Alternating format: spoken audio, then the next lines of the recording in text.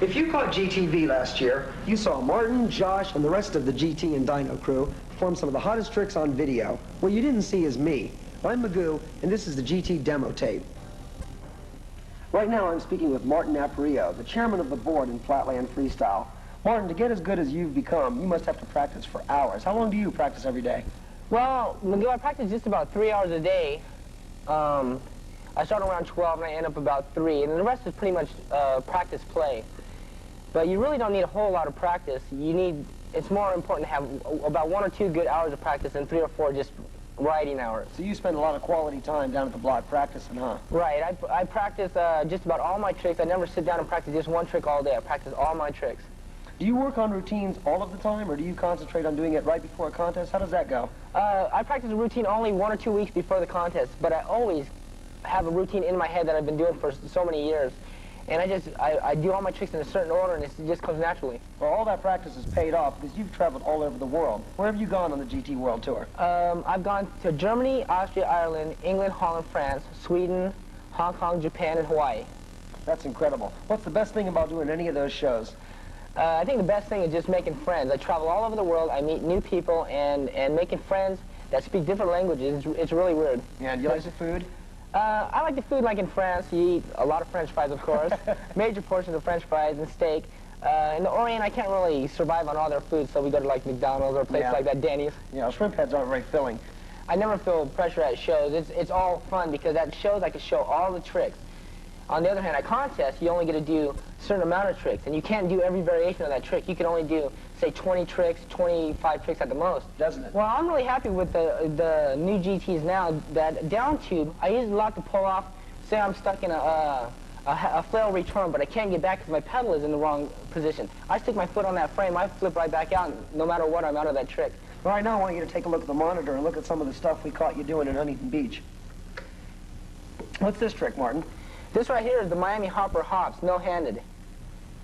At this point, you have to do a bar endo and lock the locking lever with your right hand. And as you lock it, take both hands off, put both legs behind the seat, and start hopping. But you have to have gentle hops. You can't have major hops, or the bars will straighten out and you'll obviously fall. Yeah, well, the next trick we're going to show is just as nutty as the Miami Hop Hops. It's the grip ride. Why don't you tell me how this thing goes? Yeah, this is a grip ride in a circle. You have to jump up at the same exact time and put both feet on the handle grips. And then you got to stand straight up. I practice this by doing a lot of squats at home.